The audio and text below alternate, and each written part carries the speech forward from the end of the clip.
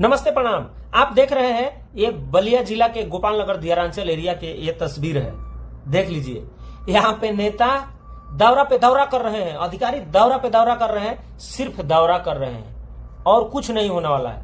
क्योंकि ये दौरा अगर ये दिसंबर, जनवरी, फरवरी, मार्च, अप्रैल, मई तक हुआ होता तो कुछ काम हुआ होता। अभी तो इतना पानी बढ़ गया है कि वहां पे मतलब कि इतना आलिशान आलिशान घर, बिल्डिंग, स्कूल सब कट के चला गया। इतना पुराना पुराना पेड़ था, सब नदी में चला गया।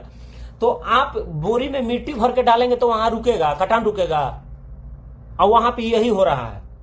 हमारे बलिया जिला में मैं कुछ दिन से देख रहा हूं, बहुत सारा पोस्ट हो रहा है इस पे, बहुत सारे लोग पोस्ट कर रहे हैं कि 489 करोड़ रुपया आवंटन हुआ था, ये पैसा गया कहाँ। मैं बता देना चाहता हूँ आप लोगों को कि ये कहाँ गया। ये 1 बोरी 2 बोरी मिट्टी डाला जाता है, 1-2 हजार का मिट्टी डाला जाएगा तो 2-4 लाख रुपया पास हो जाता है। इसीलिए ये सब होता है। वहां के लोग जो है ना, इसका जिम्मेदारी जो होता है, मतलब कि ये जो कट रहा है इसका जिम्मेवार जो पूछा जाए तो हम और वहां के लोग हैं, हम लोग हैं। क्यों है कि हम लोग इतना दिन से जो है ना नेताओं और अधिकारियों को सब कुछ छूट दे रखे हैं कि वहां नेता जा रहे हैं, अधिकारी जा रहे हैं, सिर्फ पेपर पर लिख करके और लेके आ रहे हैं। क्यों लेके जाओगे भाई? यहां क्यों आओगे? जब तुम काम नहीं करोगे तो यहां नहीं आओगे, वहां से मार के भगाइए सीधा। उनको यहां जरूरत क्या है? आप मत आइए हमारे यहां। जब आपको काम ही नहीं करना तो आप क्या करने के लिए आएंगे यहाँ पे? आपको नहीं जाना है। और हम सब मिल करके और वहां पे वोट बहिष्कार करें, किसी नेता किसी अधिकारी को एंट्री ना दे, वहां पे वोट बहिष्कार करें, तब जाके जो है कि वहां पे व्यवस्था बनेगा। जैसे सरकार सोई हुई है वैसे वहां का लोकल नेता है, विधायक, सांसद सब सोए हुए हैं, सब सोए हुए हैं, सबका कान बहरा हुआ है, किसी को सुनाई नहीं दे रहा है। वहां के लोग चीख चीख के चिल्ला रहे हैं, रो रहे हैं, खाने पे मजबूर है, लेकिन किसी को सुनाई नहीं दे रहा है। जो इंसान 30 साल 40 साल लगा देता है ना, कमाता है, मेहनत करता है, तब जाकर उसका घर बनता है, और वो घर नदी में चला जा रहा है। इन नेताओं को क्या समझ में आएगा? ये जो लूट लूट करके और अपना राज कर रहे हैं, फॉर्च्यूनर किन रहे हैं और दिल्ली लखनऊ में बैठे हैं, इनको क्या समझ में आएगा? कुछ नहीं समझ में आएगा। कब समझ में आएगा? अभी जब देखिएगा, मैं बता रहा हूं कि 2026 का नवंबर आते आते जब वहां से पानी कम हो जाएगा, वहां पे कटान कम होगा, देखिएगा नवंबर दिसंबर से वहां पे जैसे मेढक जो निकलता है ना, बरसाती मेढक पैं पांव करता है, वैसे निकलेगा लोग, और ये लोग वहां पे पैं पांव करेगा कुत्ते के जैसा। ये सब क्यों हो रहा है? क्यों हो रहा है इसके बारे में हम लोग सोचते हैं? नहीं सोचते,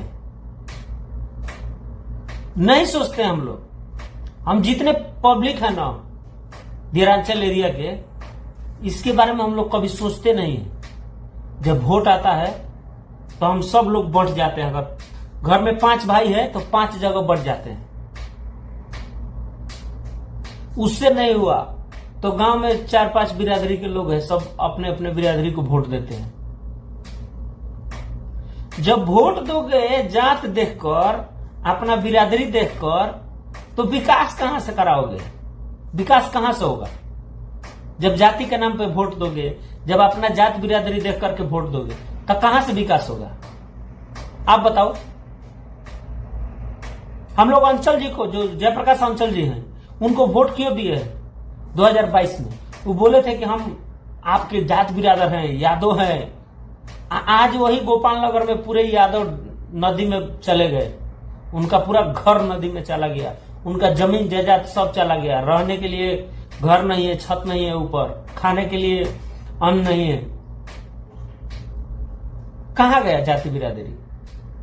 2024 में सनातन पांडे जी को हम लोगों ने पार्टी के नाम पर वोट दिया कि अखिलेश यादव हमारे जाति भाई हैं। एक दिन भी गए गोपाल नगर में सांसद जी? नहीं गए। तो जाति के नाम पे वोट क्यों देना?